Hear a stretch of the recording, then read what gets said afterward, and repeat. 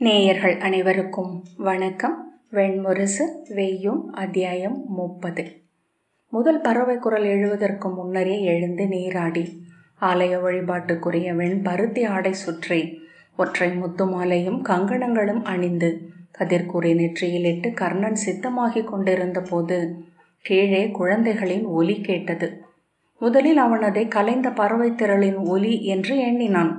மறுகணமே குழந்தைகளின் குரல் என்று தெரிந்ததும் முகம் மலர அறையை திறந்து இடைநாழிக்கு வந்தான். மறு எல்லையில் படிகளில் இளைய கௌரவர்கள் காடு நிறைத்து முட்டி கொந்தளித்து வழிந்திறங்கும் வரும் பன்றி குட்டிகள் போல கரிய திரள் பெருக்கு என கூச்சலிட்டபடி அவனை நோக்கி வந்தனர். அவர்களில் மூத்தவனுக்கே 5 வயதுதான். ஆனால் ஒவ்வொருவரும் அவர்கள் வயதுக்கு மேல் வளர்ந்திருந்தனர். முதலில் வந்த கூர்மன் முழு விரைவில் தலையை குனித்தபடி துள்ளி ஓடி வந்து அவன் தொடையை வலுவாக முட்டி பின்னால் தள்ளினான்.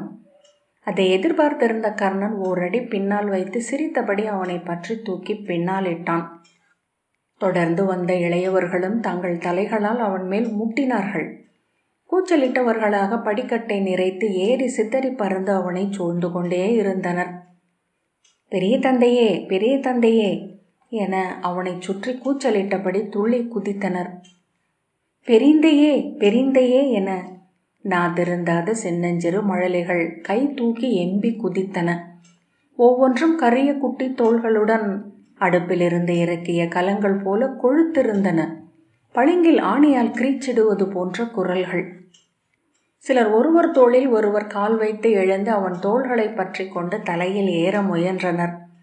சற்று நேரத்தில் அவன் உடலெங்கும் உணவை மொய்த்து முழுக்க மூடும் எலிகளைப் போல் அவர்கள் தொற்றி நிரம்பி இருந்தனர். கைகளிலும் கால்களிலும் தோளிலும் தலையிலும் இளமைந்தர்களுடன் உறக்க நகைத்தபடி கர்ணன் சுழன்றான். கீழிருந்து மேலும் மேலும் இளைய கௌரவர்கள் வந்து கொண்டிருந்தனர். தொடர்ந்து வந்த ஏவலன் ஒருவன், ஒன்றாக திரண்டுவிட்டால் இவர்களை எதுவுமே கட்டுப்படுத்த முடியாது அரசே என்றான். நீ ஏன் கட்டுப்படுத்துகிறாய்? அவர்களுக்கு தங்களுக்குரிய நெறிகள் உள்ளன என்றான் கர்ணன். அவன் முழங்காலுக்கு கீழே நின்றிருந்த சிறு மண்டையுடன் சுதமன் 2 கைகளையும் விரித்து பெரிந்தையே, பெரிந்தையே, பெரிந்தையே என மூச்சில்லாது தொடர்ச்சியாக அழைத்தான். கர்ணன் குனிந்த போது தலையிலிருந்து தூமன் முன்னால் சரிந்து கீழே நின்றிருந்தவர்கள் மேல் விழுந்தான். அவன் புரண்டு எழுந்து, என் கதாயுதம், அதை நான் கீழே வைத்திருக்கிறேன் என்று கீழே ஓடப்போக கீழிருந்து வந்தவர்களால் தடுக்கப்பட்டு மீண்டும் திரும்பி வந்தான். சுதமன் பெரிந்தையே, பெரிந்தையே என அழைத்தபடி கர்ணனின் முழங்காலை உலுக்கினான். என்ன வேண்டும் மைந்தா என்றான் கர்ணன். நான் நான் நான் என்று அவன் சொல்லி கை தூக்கி, நான் ஒரு யானையை கொன்றேன் என்றான். ஆமாம், கொன்றான், இவன் கொன்றான் என்று அவனுக்கு பின்னால் நின்ற மேலும் சிறியவனாகிய சுகீர்த்தி சொன்னான். அவன் உன் சான்று சொல்லியா என்றான் கர்ணன். சுதமன் ஆம் என்று பெருமையுடன் தலையசைத்தான். பின்னால் எவரோ, யானையை எப்படி கொல்ல முடியும் மூடன் என்றான். இன்னொருவன், பெரிய தந்தை பீமன் யானையை கொன்றார் என்றான். சற்று நேரத்தில் அந்த இடைநாழி முழுக்க குழந்தை கௌரவர்களால் நிறைந்தது. கரிய உடலும் பெரிய பற்களும் கொண்டிருந்த துர்விநீதன் உரத்த குரலில், நான் புரவி ஏற பயின்றுவிட்டேன். நான் புரவியில் ஏறி இந்த நகரை 3 முறை சுற்றி வந்தேன் என்றான். 3 முறை என்று அவன் அருகே இருந்த இளையோன் துர்கரன் சொன்னான். 3 முறை, ஆமாம் 3 முறை என்று பல குரல்கள் எழுந்தன. ஒருவன் எம்பி குதித்து, பெரிய குதிரை என்றான். இன்னொருவன், ஆமாம் யானை போன்ற குதிரை என்றான். சிவப்பு என்று ஒருவன் வேறெதையோ ஒப்புக்கொள்ள அப்பால் ஒருவன், மிகவும் இனிப்பு என்று மகிழ்ந்தான். கர்ணனால் எந்த முகத்தையும் தனியாக பிரித்தறிய முடியவில்லை. விழித்த வெண்பளிங்குருளை கண்கள், ஒளிவிடும் உப்பு பரல் பற்கள், உவகை என்று பிரிதொன்றும் அறியாத இளைய உடல்கள், யானை குட்டிகள், எருமை கன்றுகள், பன்றி குருளைகள், எலி குஞ்சுகள், துள்ளுவதற்கென்றே உருவான கால்கள், அணைப்பதற்கென்றே எழுந்த தளிர் கைகள், செவிப்பறைகளை கீறி செல்லும் குரல்கள். ஒவ்வொருவரும் ஒவ்வொன்றை சொன்னார்கள். பெரிந்தையே என அவன் காலுக்கு கீழே ஒரு குரல் கேட்டபோது அடி வைத்து பழகி கொண்டிருக்கும் சிறிய குழந்தையை கண்டான். ஆ, இத்தனை சிறியவனா என்றபடி கர்ணன் அவனை ஒற்றை கையால் எடுத்தான். அவன் நேற்றுத்தான் பிறந்தான், மிகச் சிறியவன் என்று சொன்னவனும் அப்போதுதான் பேச கற்றிருந்தான். எச்சில் வழிந்து மார்பில் வழிந்திருந்தது. கர்ணனின் அரைவாயிலில் நின்றிருந்த சிவதர், எண்ணவே முடியாது போல் தோன்றுகிறதே என்றார். கர்ணன், 850 பேர் என்பது முறையான கணக்கு என நினைக்கிறேன் என்றான்.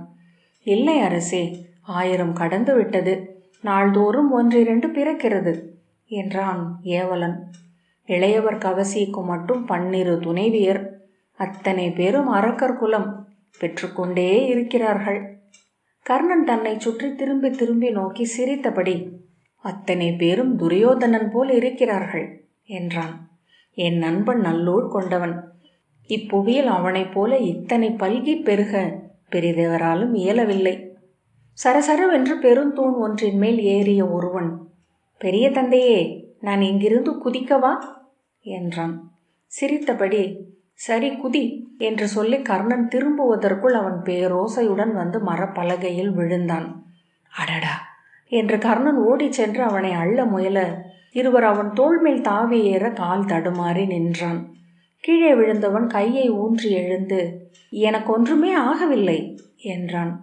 ஆனால் அவன் கால்களில் அடிபட்டிருப்பது தெரிந்தது. சிவதர், இவர்களுக்கு சொல் என்றால் அக்கணமே செயல் போலும் என்றார். ஏவலன், அவர்களை நாம் நோக்கக்கூடாது அரசே, இதெல்லாம் அவர்களுக்கு அன்றாட செயல் என்றான். பெரிந்தையே என அழைத்த ஒருவன் தன் கையில் இருந்த ஒரு கலத்தை காட்டி, இந்நீர் என்றான். நான் முழுமையாக குடித்து விட்டேன். கர்ணன், என்ன உண்டீர்கள் என்றான். ஏதேதோ சொல்லி கூவிய 100கணக்கான குரல்கள் சூழ ஒலித்தன. என்ன உண்கிறீர்கள் என்று கேட்க வேண்டும் என்றார் சிவதர். கேட்கவே வேண்டியதில்லை, எது உள்ளதோ அதை கொண்டு வைத்தால் போதும். உண்பதில் தந்தையரை ஒவ்வொருவரும் மிஞ்சிவிடுவார்கள் போல் இருக்கிறது என்றான் கர்ணன். எனக்கு யானை வேண்டும் என்றான் ஒருவன் காலுக்கு அடியில்.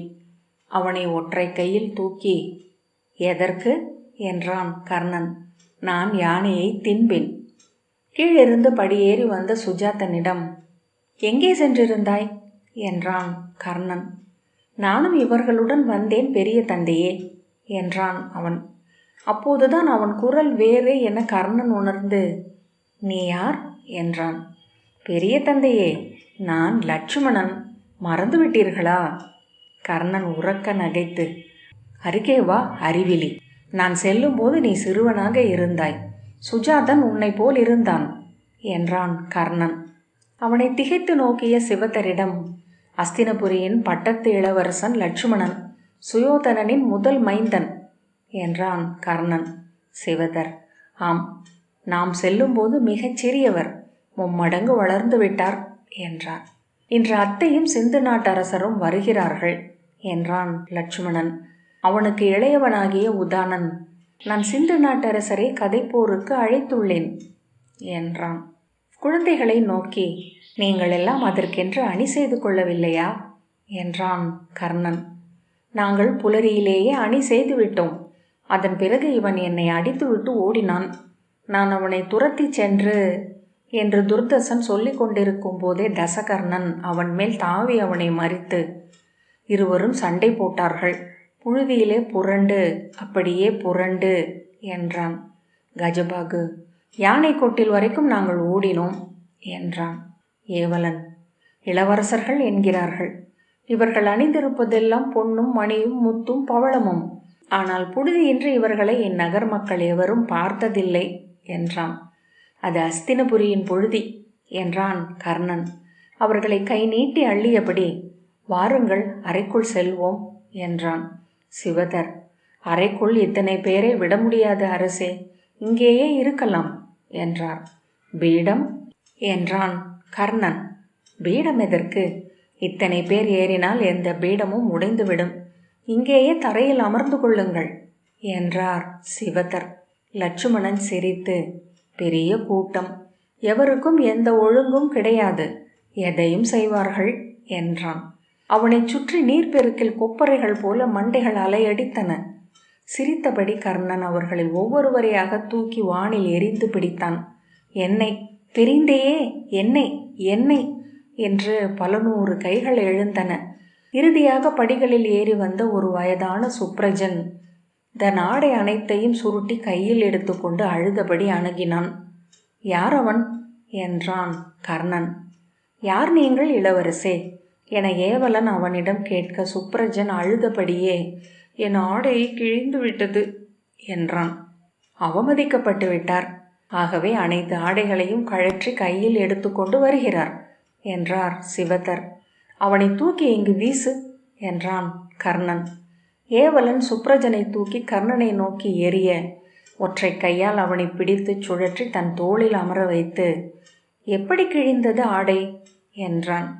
நான் வாளை எடுத்து ஆடைக்கு கொடுத்தேன், அதுவே கிழித்து கொண்டது என்றான் அவன். வாளா? இவனிடம் யார் வாளை கொடுத்தது என்றான் கர்ணன். என்ன செய்வது, நகரெங்கும் படைக்கலங்கள்தான். நாளுக்கு ஒருவர் குருதி காயத்துடன் ஆதூர சாலைக்கு சென்று கொண்டிருக்கிறார்கள் என்றான் ஏவலன். இப்போது அங்கே 18 பேர் படுத்திருக்கிறார்கள். 2 வாரங்களுக்கு முன் 3 சென்று கைவிடுபடை ஒன்றை இயக்கிவிட்டனர். 170 அம்புகள் வானில் எழுந்து காற்றில் இறங்கின. நல்லூழாக அது நள்ளிரவு, இல்லையேல் பல வீரர்களின் உயிர் அழிந்திருக்கும் என்றான் இன்னொரு ஏவலன். அரண்மனை எப்படி தாங்குகிறது இவர்களை என்று சிவதர் கேட்டார். இவர்களை அவை நிகழும் இடங்களுக்கெல்லாம் வர விடுவதில்லை. அஸ்தினபுரியின் மேற்கே ஏரிக்கரையில் இவர்களுக்கென்று மாளிகைகள் கட்டப்பட்டுள்ளன. அன்னையரும் ஏவலருமாக இவர்கள் அங்குதான் வாழ்கிறார்கள். இவர்கள் வெளிவராமல் இருக்க சுற்றி உயரமான கோட்டை கட்டி 1000க்கும் மேற்பட்ட வீரர்கள் காவலுக்கு நிறுத்தப்பட்டிருக்கிறார்கள் என்றான் ஏவலன். இவர்களை எவர் காவல் காப்பது என்றான் கர்ணன். பேரொலியுடன் அவனுக்கு பின்னால் இருந்த சாளர கதவு 4 இளைய கௌரவர்களுடன் மண்ணில் விழுந்ததை கேட்டு திடுக்கிட்டான். சிவதர் திரும்பி பார்த்து, ஐயையோ என்றார். ஏவலன், அவர்களுக்கு அடி ஏதும் படாது. பட்டாலும் அன்றிரவுதான் அது வெளியே தெரியும். பொதுவாக நடமாடும் நிலையில் இருக்கும் இளவரசர்களை நாங்கள் பொருட்படுத்துவதில்லை. இவர்களில் கால் முளைத்தவர்களை அரணெல்லாம் கட்டுப்படுத்த முடியாது என்றான். ஆம், 50 பேருக்கு மேல் 10 வயதை கடந்தவர்கள். அவர்கள் அங்கிருக்கும் மணித்தோட்டத்து மரங்களில் ஏறி கோட்டைக்கு மேல் உலவக்கூடியவர்கள். அங்கிருந்தே களிறுகளின் முதுகில் தாவவும் கற்றிருக்கிறார்கள். 100க்கும் மேலானவர்களுக்கு 4 வயது கடந்துவிட்டது. அதற்கும் கீழே உள்ளவர்களே மிகுதி. கோட்டை என்பது இவரை போன்ற நடை நன்கு பழகாத சிறுவர்களுக்குத்தான். ஏவலன் சுட்டிக்காட்டிய சிறுவன் அழிப்பரப்பில் தொற்றி ஏற முயன்று கொண்டிருந்தான். தன் கையில் இருந்த குறுவாளால் தரைப்பலகையை குத்தி பெயர்த்து எடுத்த இளைய கௌரவன் ஒருவன் உள்ளே காலை விட்டு, மூத்தவரே, இதன் வழியாக நாம் கீழ்த்தளத்தில் குதித்துவிட முடியும் என்றான். ஆவலுடன், எங்கே என்று கேட்டபடி 7-8 பேர் அந்த பலகை இடைவெளியை நோக்கி சென்றார்கள். பெயர்த்தவன் அந்த இடைவெளி வழியாக தன் உடலை நுழைக்க பாதி நுழைந்த பின் மேலும் கீழே செல்ல முடியாமல் சிக்கி கொண்டான். சிவதர், ஐயையோ, தூக்குங்கள் அவரை என்று பதற, இல்லை சிவதரே, இதிலெல்லாம் நாங்கள் தலையிட முடியாது. அவர்களே ஏதேனும் வழி கண்டுபிடிப்பார்கள். மேலும் இப்படி எவரேனும் ஒருவர் சிக்கி ஓரிரு நாழிகைகள் செல்லும் என்றால் நான் சற்று ஓய்வெடுக்க முடியும் என்றான் ஏவலன்.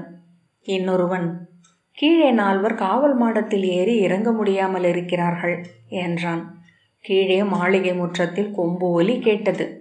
இளைய கௌரவர்களில் ஒருவன், தந்தையர் வருகிறார்கள் என்றான். தந்தையர் தந்தையர் என கூச்சல்கள் கிளம்பின. பேரொலியுடன் இளவரசர்களில் ஒரு பகுதி பிரிந்து படிகளில் உருண்டு பொழிந்து கீழ்க்கூடத்தை நிறைத்து வாயிலை நோக்கி ஓடியது. தொடர்ந்து ஓடிய குட்டிக்கால் கொண்ட இளவரசர்கள் 4-5 பேர் உருண்டு விழுந்து புரண்டபடியே கீழே சென்றார்கள். சிலர் படிகளின் கைப்பிடிகளை தொற்றி தொங்கி கீழே குதித்தனர். மேலிருந்து கைப்பிடி மீது 50க்கும் மேற்பட்டவர்கள் ஒரே சமயத்தில் ஏற மரம் முறியும் ஒலி கேட்டது. கைப்பிடி சுவர் உடைகிறது என்றார் சிவதர். ஆம், உடைகிறது என்றான் ஏவலன் இயல்பாக.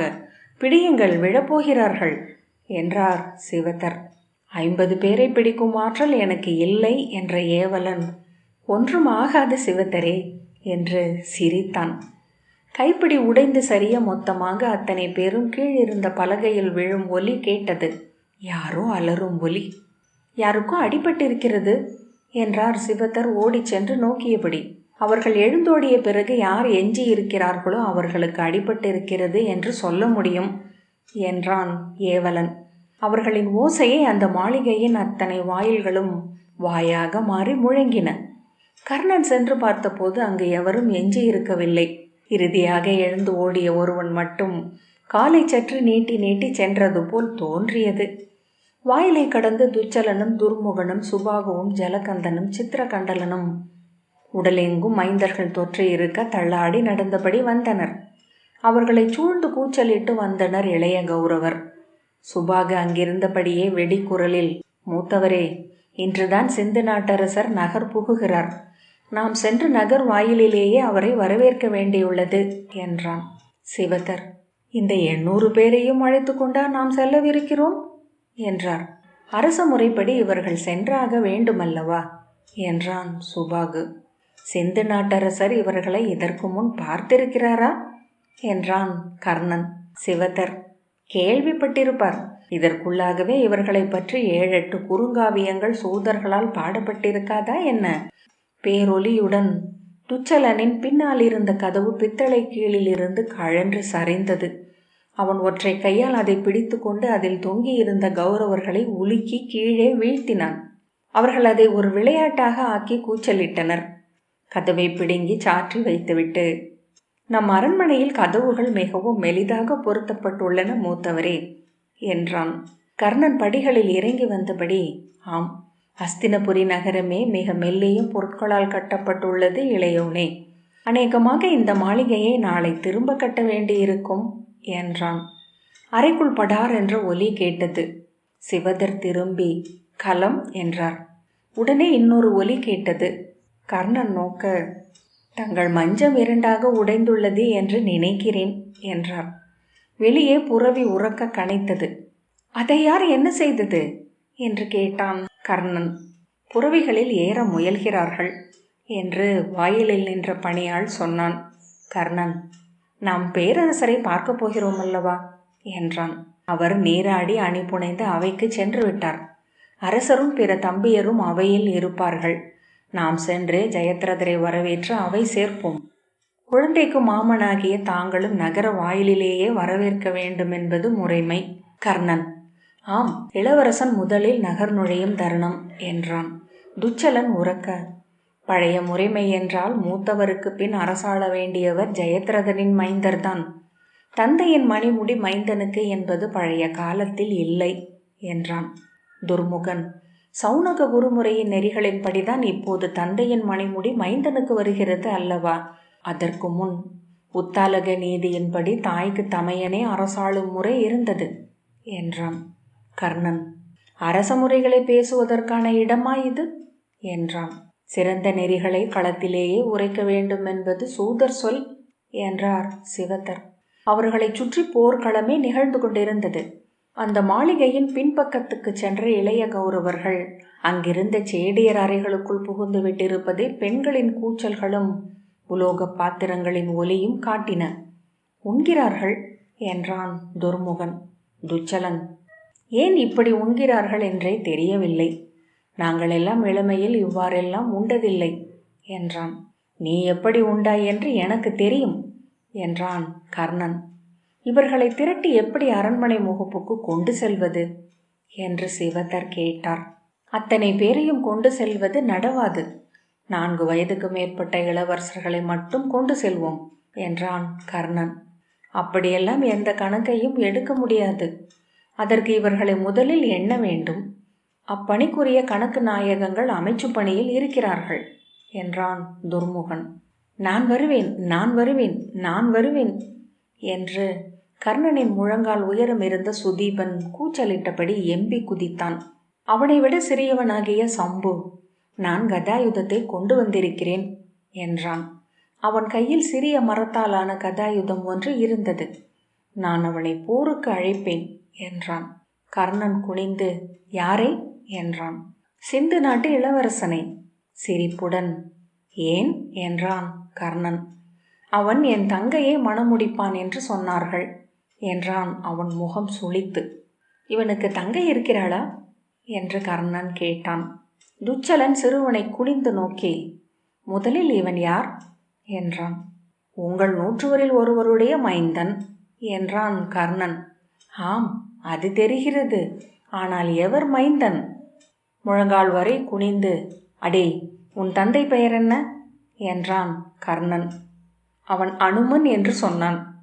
அனுமனா என்ற பின் கர்ணன் சிரிப்பை அடக்கியபடி, எந்த அனுமன் என்று கேட்டான். அவன் கையை விரித்து எம்பி குதித்து, பெரிய அனுமன், இலங்கைக்கு அப்படியே தாவி என்ற பின் அவன் தன் பின்பக்கத்தை தொட்டு அங்கே இருந்த கற்பனை வாளை இழுத்து காட்டி, இவ்வளவு பெரிய வாள், அதில் தீயை வைத்து என சொல்லத் தொடங்கி உள விரைவால் திணறினான்.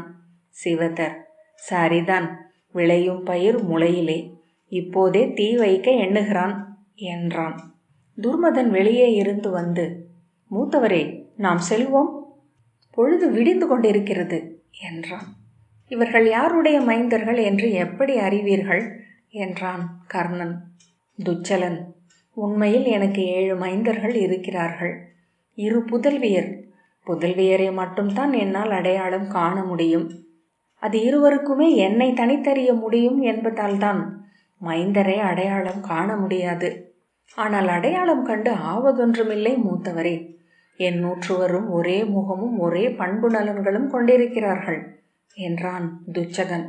சிவதர் ஐயமாக, பண்பு என்ற சொல்லை இதற்கெல்லாம் பயன்படுத்தலாகுமா என்றார். அவர் சொல்வதை புரிந்து கொள்ளாமல் துச்சலன், ஆம், அதைத்தான் நானும் சொல்கிறேன். இவர்களை எல்லாம் துரோணரிடம் கல்வி கற்க அனுப்பலாம் என்று எண்ணம் இருக்கிறது என்றான். கர்ணன் வெடித்து சிரித்தபடி, அதை நான் வழிமொழிகிறேன். துரோணர் அவரது குருகுலத்திலிருந்து என்னை அவமதித்து துரத்திவிட்டார். அதற்கு இப்படித்தான் நாம் பழி தீர்க்க வேண்டும் என்றான். துச்சலன், ஏன் என்றான். கர்ணன், இல்லை, துரோணர் மிகச் சிறந்த ஆசிரியர் என்று சொல்ல வந்தேன் என்றான். துச்சலன் குனிந்து தவழ்ந்து சென்ற ஒருவனை பார்த்து, இவன் இன்னும் நடக்கவே தொடங்கவில்லை, இவன் எப்படி வந்தான் என்றான். யாராவது தமையன்கள் தூக்கி கொண்டு வந்திருப்பார்கள் என்றார் சிவதர். எப்போதும் இப்படித்தான். மொத்தமாக ஓர் அலை போல இவர்கள் கிளம்பி சென்ற பிறகு 7-8 குழந்தைகள் அப்பகுதியில் உதிர்ந்து கிடந்து தவழ்ந்து கொண்டிருக்கும். அவற்றை பொறுக்கி திருப்பி அரண்மனைக்கு கொண்டு சேர்ப்போம் என்றான் ஏவலன். துச்சலன் ஒற்றை கையால் அதை தூக்கி அதன் முகத்தை பார்த்தான்.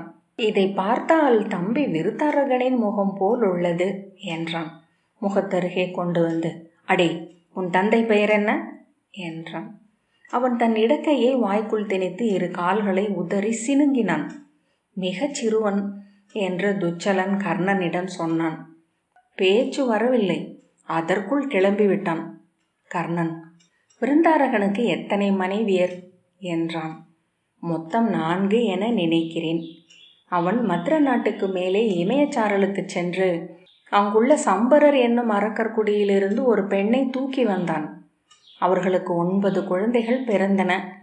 ஆனால் இன்று வரை கொழுனனும் துணைவியும் பேசிக்கொண்டதில்லை என்றான் சுபாகு. ஏன் என்றான் கர்ணன். மொழி தெரியவில்லை என்று சுபாகு சொல்ல கர்ணன் வெடித்து சிரித்தான்.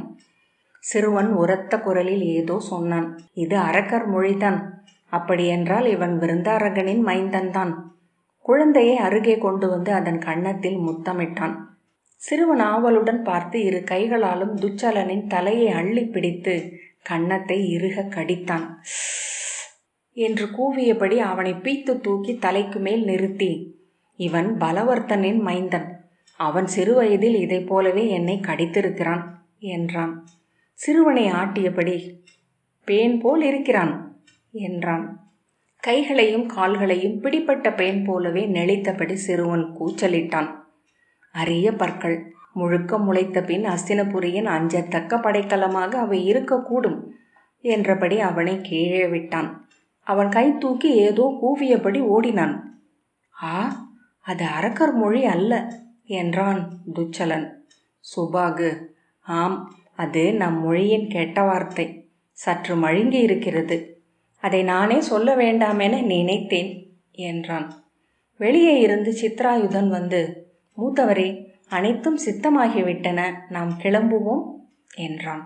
வேயோன் 30வது அத்தியாயம் இத்துடன் நிறைவு பெற்றது. நன்றி.